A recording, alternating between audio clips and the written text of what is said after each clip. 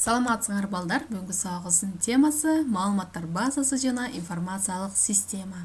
Сабактын максаты балдар, биринчи бул информациялык система түшүнүгүн үйрөнүп аласыңар, экинчи маалыматтар базасы жөнүндө маалымат алабыз, ошондой эле маалыматтар базасын уюштуруунун моделдерин окуп үйрөнөбүз. Анда балдар өтүлгөн теманы кайталап, анан жаңы темага кирели. Биринчи бул системалык программалык камсыздоо жөнүндө айтып бергиле дейт балдар. Биз программалык камсыздоону өткөнүбүздө аны 3 топко бөлгөнбүз. Анын бирөөсү бул системалык программалык камсыздоо. Системалык программалык камсыздоо деген бул компьютердин негизги программалык камсыздоосуна кирет. Ал өз ичине операциялык системаны жана сервистик программаларды камтыйт. Экинчи программалык камсыздоого берилген лицензиялардын түрлөрү жөнүндө айтып бергиле дейт балдар. Лицензия деген бул автордук укук менен корголгон программалык камсыздоону колдонууга жана жайылтууга мүмкүндүк берген укуктук документ деп айтканбыз. Эки түрү бар, бул мүлктүк лицензия жана эркин же болбосо ачык лицензия. Мүлктүк лицензия дагы түрлөргө бөлүнүп кетерин окуп үйрөнгөнбүз. Үчүнчү эсептөө системасы жана анын түрлөрү балдар. Эсептөө системасы деген балдар бул кандайдыр бир символдордун тобу менен цифрларды жазуу жана окуу ыкмалары деп айтканбыз. Анын эки түрү бар. Бул позициялык жана позициялык эмес. Позициялык эсептөө системасы бул цифранын сандык мааниси жайгашкан ордуна көз каранды болсо, ал эми позициялык эместе цифранын сандык мааниси жайгашкан ордуна көз каранды эмес деп айтканбыз.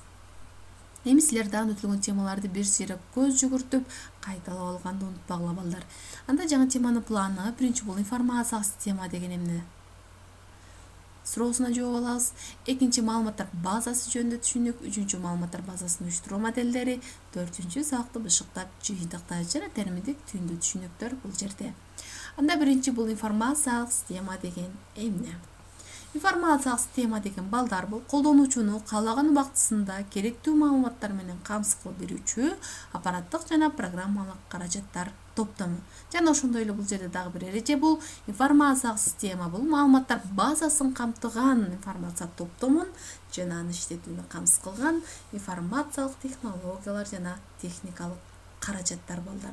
Демек, жөнөкөй тил менен айтканда, бул информациялык система эмне экен? Бул бизди каалаган убактыбызда, каалаган жерде керектүү маалымат менен камсыз кылып берүүчү аппараттык жана программалык каражаттардын топтому экен, балдар.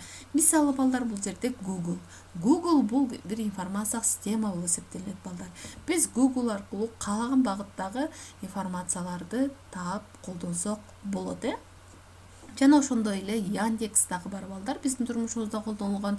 Бул жерде бир топ информациялык системалардын мисалдары келтирилди, бирок биз негизинен Яндексти, Google жана Экигизди колдонобуз.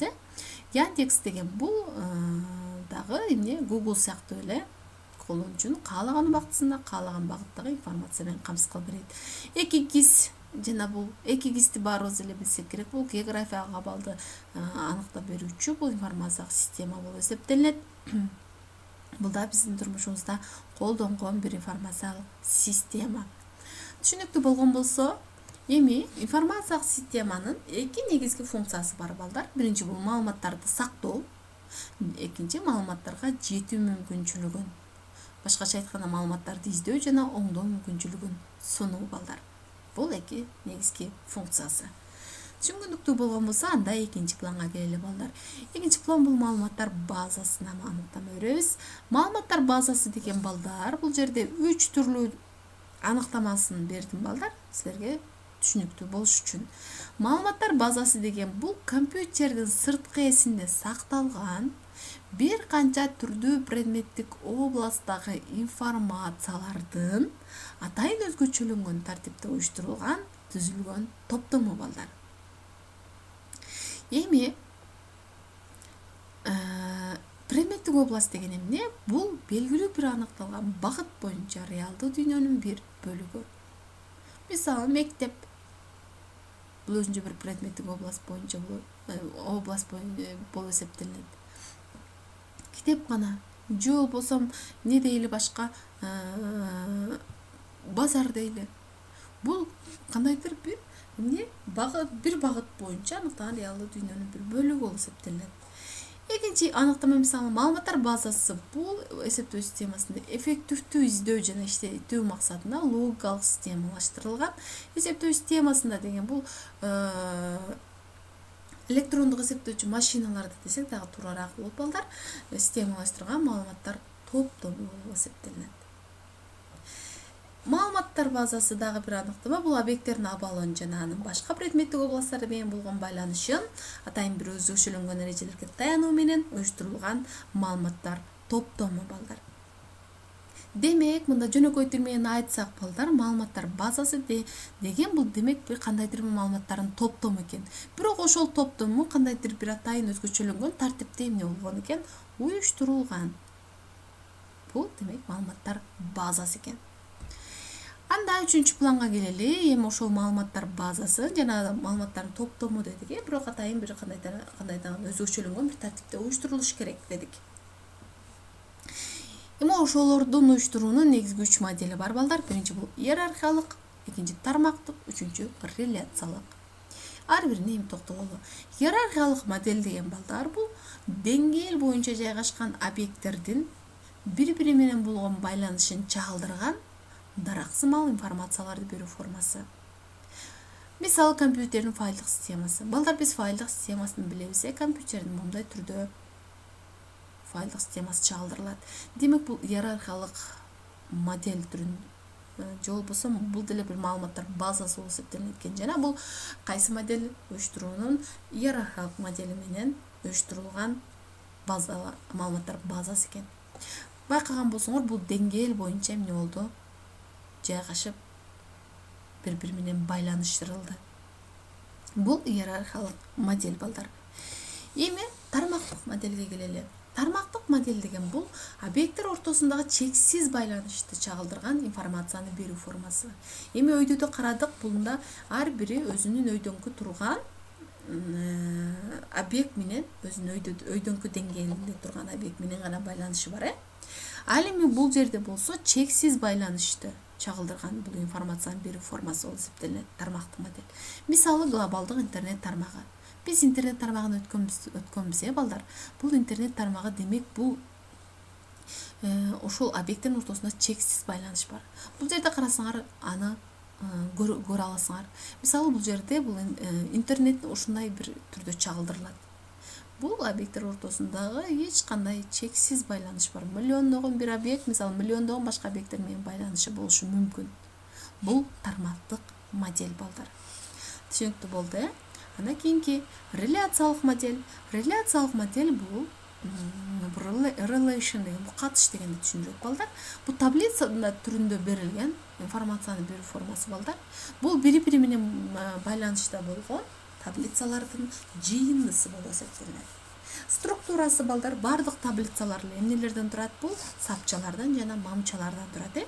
Бирок мында сапча запись деп аталат. Бул жазуу кыргызчасы. Ал эми мамчасы болсо поле деп аталат. Талаа кыргызчасы. Эми записьте эмнелер сакталат? Записьте бир объекттин бардык касиеттери боюнча жалпы маалымат берилет.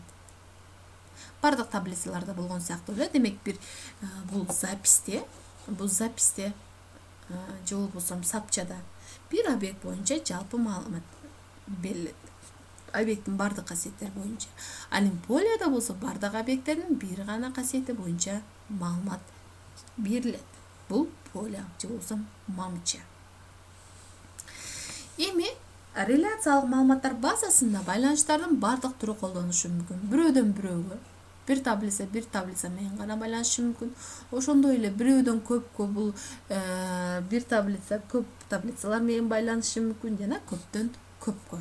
Көп таблицалар менен байланышы. Бул байланыштардын түрү бардыгы колдонулушу мүмкүн. Жана ар бир таблица андагы ар бир записьти жазууну башкача айтканда идентификациялоого мүмкүндүк берген ачкычтык талааны же болбосо поляны камтуусу зарыл. Балдар, биз бул түшүнүккө эмки сабакта дагы кененирээк токтолобуз. Бул маалыматтар базасын башкаруу системасы деген темага келебиз. Ошондо бул идентификациялоо дегенде ошого дагы кененирээк токтолобуз балдар.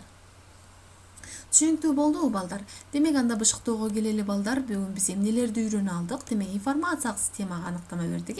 Информациялык система деген бул ошо бизди каалаган учурубузда каалагандай информация менен камсыз кылып берүүчү аппараттык жана программалык каражаттар топтому экен. Мисалы Google, Яндекс булар информациялык система экенин биле алдык. Жана ошондой эле маалыматтар базасы жөнүндө түшүнүк алдык. Демек маалыматтар базасы деген кандайдыр бир информациялардын топтому экен жана ал атайын бир кандайдыр бир өзгөчөлөнгөн тартипте эмне кылат экен, уюштурулат экен. Жана алардын маалыматтар базасын уюштуруунун 3 моделин карап көрдүк. Бул иерархиялык, тармактык жана реляциялык. Ар биринин өзүнүн өзгөчөлүгүн карадык. Иерархиялык модель деген бул деңгээл боюнча жайгашкан объекттердин байланышын чагылдырат экен. Ал эми тармактык модельде бул чексиз байланыш бар экен объекттер ортосундагы. Ал эми реляциялык бул таблица түрүндө берилген жана ошол бири-бири менен байланышкан таблицалардын жыйынтыгы болуп эсептелет экен. Эми балдар, бүгүнкү сабактын демек тапшырмасы биринчи бул маалыматтар базасына мектеп системасына мисалдарды келтире алабызбы дейт. Демек балдар ойлонуп көргүлө, мектепте дагы маалыматтар базасы барбы? Бар болсо кайсылар? Экинчи, силер дагы кайсы информациялык системаларды практикада колдоносуңар?